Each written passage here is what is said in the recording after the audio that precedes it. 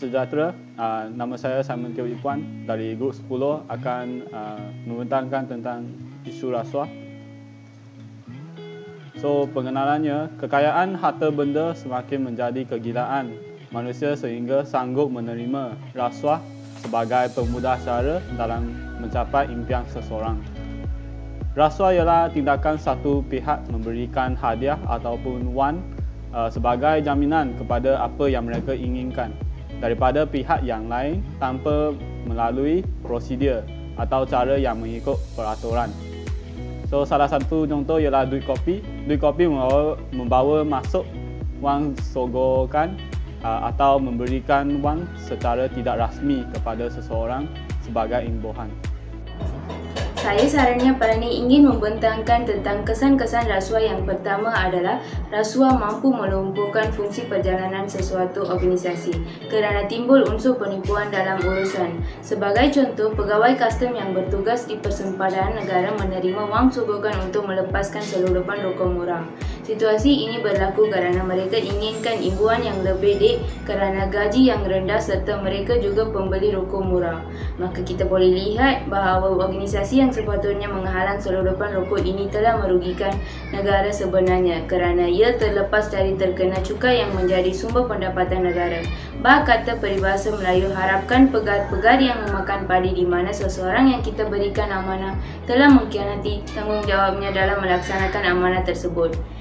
Isi kedua adalah gejala rasuah semakin berleluasa, pentadbiran negara secara keseluruhannya akan terjejas. Segala dasar atau penguatkuasaan menjadi lemah, pelaksanaan undang-undang tidak dapat dijalankan secara adil dan boleh menumbangkan ekonomi negara secara amnya.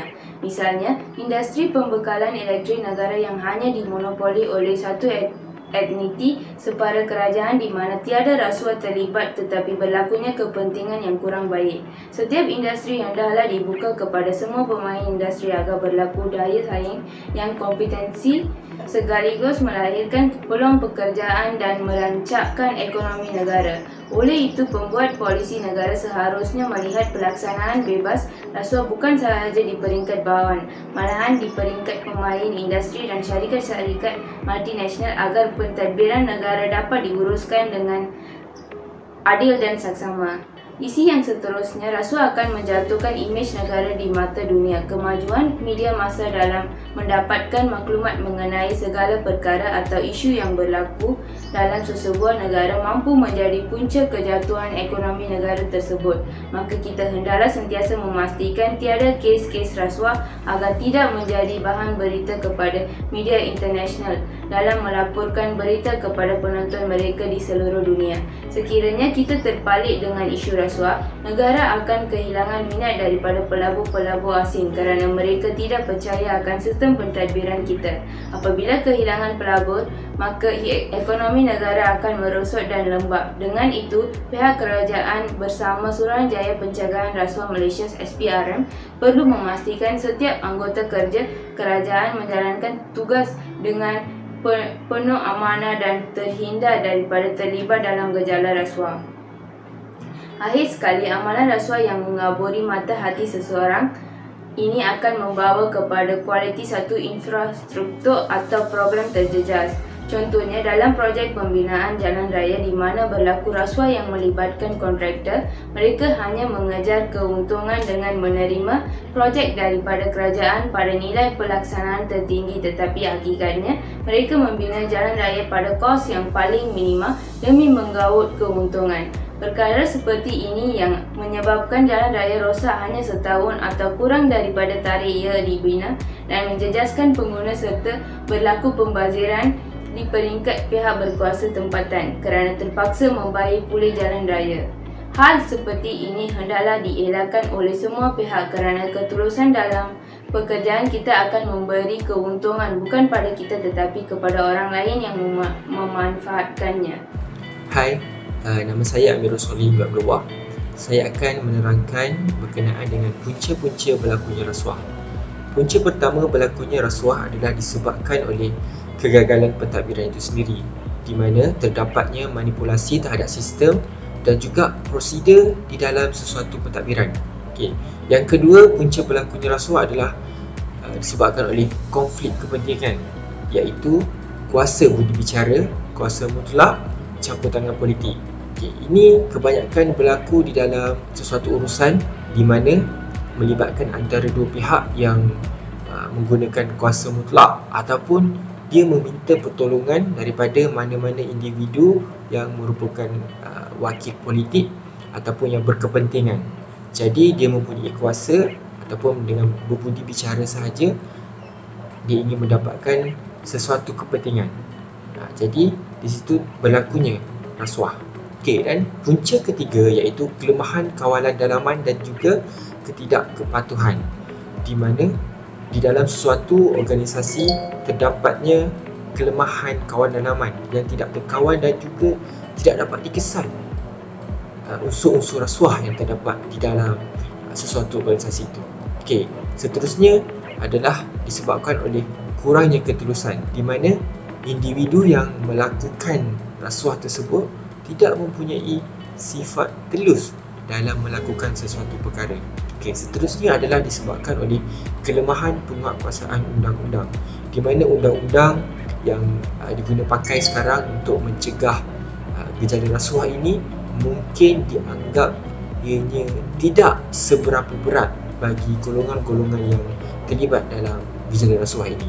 Dan seterusnya adalah disebabkan kesempitan hidup dan kurang didikan agama, di mana individu tersebut melakukan rasuah secara paksa rela kerana dia merasakan hidupnya tidak mencukupi dari segi wang ataupun sebarang keperluan yang dirasakan dia perlu untuk melakukan rasuah bagi mendapatkan sesuatu. Dan punca terakhir sekali berlakunya rasuah ini adalah disebabkan oleh sifat tamak, di mana individu yang ingin memberi dan juga menerima rasuah ini kerana mereka bersifat tamak, di mana mereka ingin memiliki sesuatu keuntungan ataupun kepentingan yang lebih daripada apa yang telah didapat.